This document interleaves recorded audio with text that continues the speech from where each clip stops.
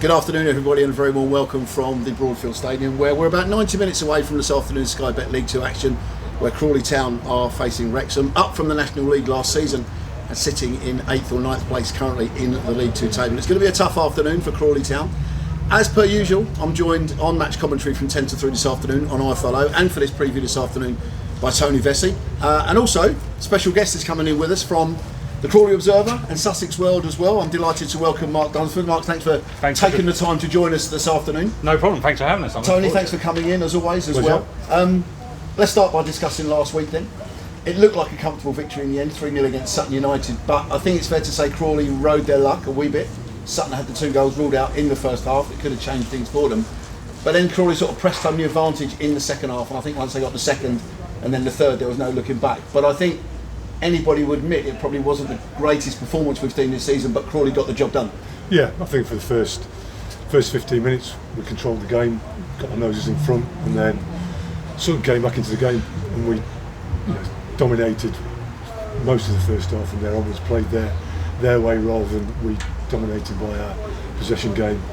Half time probably came at the right time for us, broke up their rhythm a little bit, started largely the same bit in the first 5 minutes of the second half, but then we started to take control, as you say, got our noses in front. I think we never really looked back after that. We played some really good stuff later in the second half and looked comfortable winners. But as you say, it could have been a different story if they'd have perhaps got one of those disallowed goals in the first half. Mark, is it fair to say, do you think that a Crawley side maybe of old, not so much this season, might have crumbled a little bit in that second half and think that they'd rode their luck a little bit, and it might have crumbled and maybe only come away with a draw? Because before last week, Sutton did have a bit of an Indian sign over Crawley, didn't they? They'd won all 4 previous encounters. Yeah, absolutely. And Sutton actually reminded me a little bit of Crawley last year at the beginning of last season, just a team with no confidence. And I think they were unlucky with at least one of those goals that was cancelled. If one of those had gone in, I still think Crawley would have gone on to win that game last week. But like you say, last year, season before, it would have been a draw or they would have been beaten because the heads would have just dropped.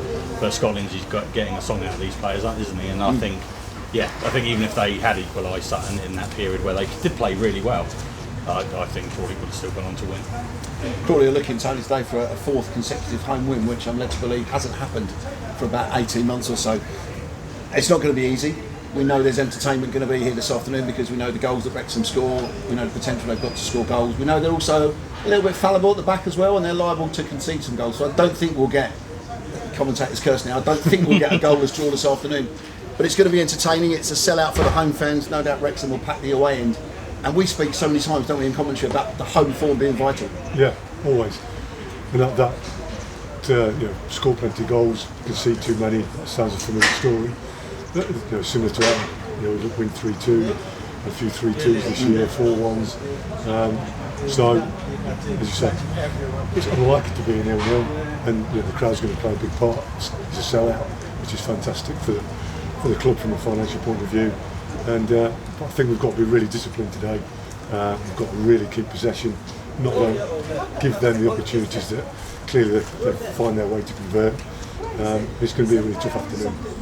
And in terms of the team, Mark, obviously we don't know the team at the moment. It's about half an hour away from being announced. But the team at Doncaster on Tuesday night when Crawley were beaten had 3 changes in it. And I think those 3 players will all come back into the side, I think, today. Conroy, Gladwin and Orsley right through the middle of the team. Yeah, it's the spine, isn't it? But I think there'll also be a case because Kellen Gordon came off the bench on Tuesday night, and he may well get a start today because Scott may look at things to be a little bit more defensively minded. But you would have to feel a little bit sorry if he's the player to be replaced for Ronan Darcy, who's been brilliant in the last few weeks. He's been fantastic, scoring goals, assists. And I could see the logic of bringing Kellen Gordon in, but if I was Ronan Darcy, I'd feel a little bit hard done by. But it's going to be key getting that spine back into the team. I thought we were just discussing just a minute ago, it was a little bit like Barrow last year over the Easter weekend. They had Barrow away and then they had Tranmere at home afterwards, and I think Scott Lindsay said, right, Tranmere's the game we can really win. Let's rest a couple of players, let's not risk them. And went to Barrow, they lost 4-0 I think it was that day, wasn't it? So not as bad, and Doncaster was a better performance than that one, but I think Scott Lindsay, he's a canny operator. I think because he's got to use his squad over the next few weeks, and luckily we've got the Morecambe game off next week now, so he can do that. But I think, I think that's going to be key today. That being slightly more defensive today, as we know, Wrexham can score. There's a lot of hype and a lot of media attention and everything that follows Wrexham around wherever they go. Is it important today, and we've mentioned it before, Tony, in commentary, that Crawley play the game as opposed to the occasion of the fact that it's Wrexham, and don't let their heads drop if Wrexham do get the opening goal, because their front two this afternoon is probably going to be Paul Mullin and former Crawley striker Ollie Palmer. But Crawley need to concentrate on just playing the way that they play, and I knowing Scott the way that I do, I don't believe he would allow them to play any other way, and we've said that before. Yeah, I was going to say exactly the same thing. Yeah, I think he'll be drilling that into them. It's just another game. Forget the hype, forget the Hollywood bit, forget if you can the number of spectators they're going to bring. It's a game. It's another game. It's 3 points, and you've got to win in front of your own fans if you can, and you get 3 points and move on to the next one.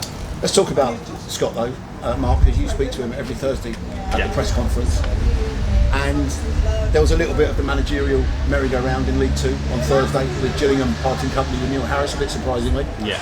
Bradford also parting company with Mark Hughes as well after a fairly dismal start to the season for them. I think they find themselves down in 18th or something like that at the start of the play today. Clearly the rumour mill has been doing the rounds linking Scott with the vacant Gillingham job. He lives in Kent, he used to play for Gillingham, there's players there that obviously he knows from when he was here at Crawley, etc, etc.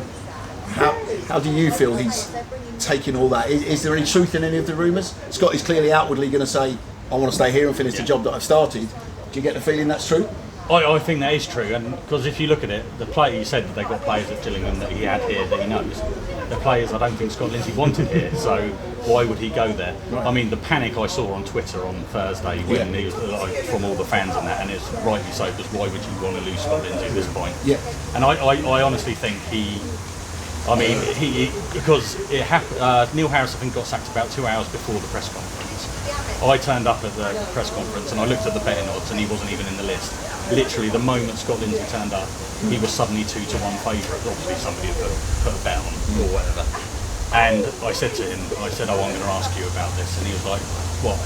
And he couldn't believe that he was that high in the odds. I mean, he might have had a great poker face on, but I honestly don't think. I think it came as a surprise to him that he was even linked with it. I mean, obviously, like you said, he lives in Gillingham, he played for Gillingham. People are going to put 2 and 2 together, but I can't see it. And he said to me afterwards, he said, when was the last time you saw Gillingham play football like I want to play football? Yeah, exactly. And he won't have the players at Gillingham to play the football he wants to play. That he wants to play. Yeah, so I mean, obviously, if I owned Gillingham, I'd want Scott Lindsay. But I said to Andy, one of our colleagues in the press box, the other week, I said, Crawley's biggest problem this year is going to be keeping hold of Scott Lindsay if they carry on playing like this. Because you can lose a player in the January transfer window who's scoring lots of goals. You can do that. You can sort of replace that. But I'll wait till the gentlemen have passed. But if Crawley lose Scott Lindsay at any point, it's going to be a bit of a nightmare for them because he's got this squad as he wants it, playing how he wants it. So I would be shocked if he. I mean, even if he takes the game out Gillingham, I think he just wouldn't even give it the time of day. But like you said to me as well, Tony, on a message during the week, it's a compliment to Scott, isn't it? And testament to the fact that he's doing a great job here. That he's even, because if Crawley were in the position now that they were in last season, his name wouldn't get a mention, would it? And he'd be maybe hanging on to his job here by a shoestring, never mind being linked with anywhere else.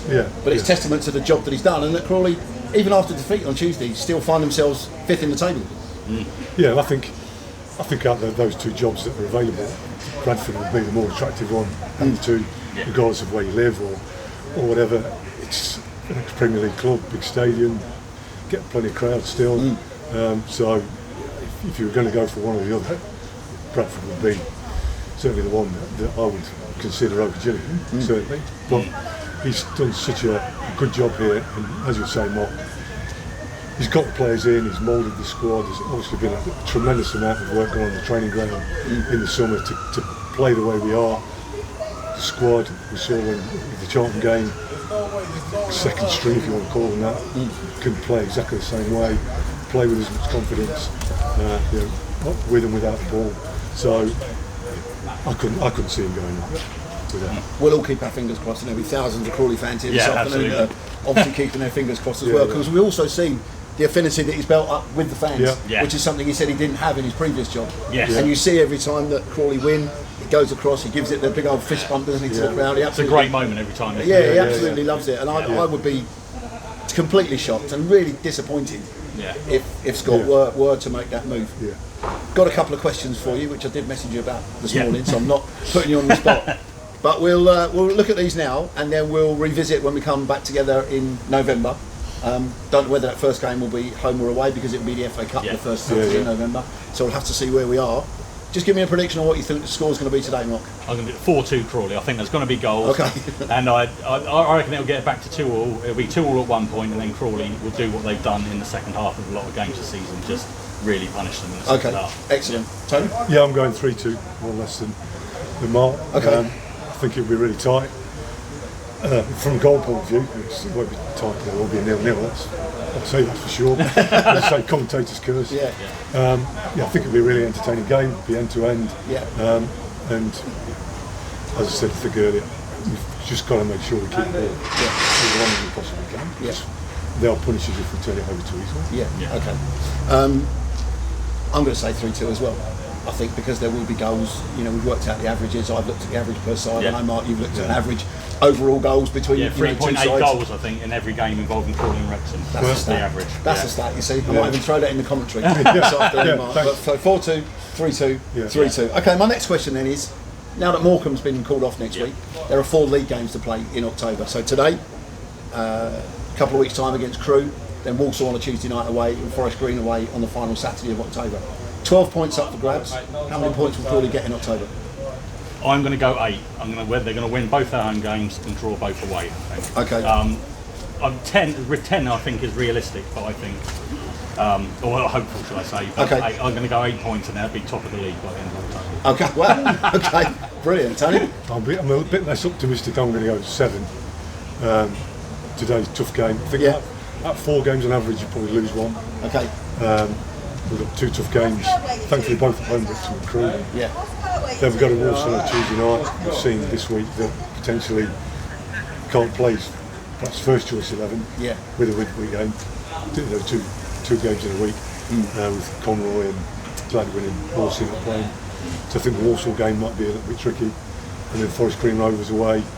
So they're struggling next to bottom. So you would hope to get 3 points from there. So if we get one of the home wins, get a point at Walsall and win it at Forest Green. Okay, I'm going to stick with you, Mark. I think 8, but I think results will go differently, because I think Crawley will win today. Yeah. I think we'll draw here with Crewe in a couple of weeks' time. I also think we'll draw with Walsall, but I think we'll win away at Forest Green because they're struggling. So. I think Crewe is the tougher game out of these 2 home games. Yes, without a doubt. So my final question, and apologies that some of the stewards keep backwards and forwards in front of the lens. No, you're okay. Don't worry. My final question is, give me an overall placing for Crawley come the end of April and the start of May in terms of a final league position. I will go. They will finish in the playoffs. Okay. I think they will finish in the playoffs. I think you're not going to pinpoint where. They'll just be 4th to 7th. 4th to 7th, yeah. I don't think come final couple of weekends they'll be in for automatic promotion, but I think they'll be in for playoffs and they will get into the playoffs. Okay. Tony? Yeah, I'm going with playoffs. Yeah. Saying I think it'll be tough and we'll just get it in. Okay. Just a little bit down the scale from Mark. Maybe secure that playoff spot with the last game of the season or something like that. With Crawley getting the win and going to be tough. Results going the other way. Yeah. Okay. I'm also going to say playoffs. I was going to pinpoint, and I think they'll maybe finish in that bottom playoff spot, maybe 7th place or something like that. Obviously, I'd love to be optimistic and say I think we'll finish top 3. But I think the later it goes into the season, injuries, suspensions, things like that will start to creep in. But we'll wait and see. But we will reconvene. The first time we get an opportunity in November, be it the FA Cup or the first home league game. You can go across very quickly. Go on. Everyone else has. So just go across. The medics have. The stewards have. We're nearly done anyway. You should have got their view on the way past. Absolutely. So all that's left for me to say is that you can keep up to date with Mark's updates during the course of the afternoon. SussexWorld.co.uk on social media. Lovely plug there, Mark. Well done. Tony and I have obviously got full match commentary from 10 to 3 on iFollow. You can buy yourself an audio match pass because it's going to be a sellout, so don't try and come to the ground to get in today because it's an absolute sellout for home fans who are starting to sort of funnel their way into the ground. We can see that Wrexham have now arrived despite the problems with their team. Tony and I have got full match commentary on iFollow from 10 to 3. And you can also get all the latest team news, previews and updates throughout the course of the afternoon from 2 o'clock on BBC Radio Sussex and BBC Radio Surrey. An hour and a quarter until kick-off here in the sunshine in West Sussex. Crawley Town versus Wrexham in Sky Bet League 2.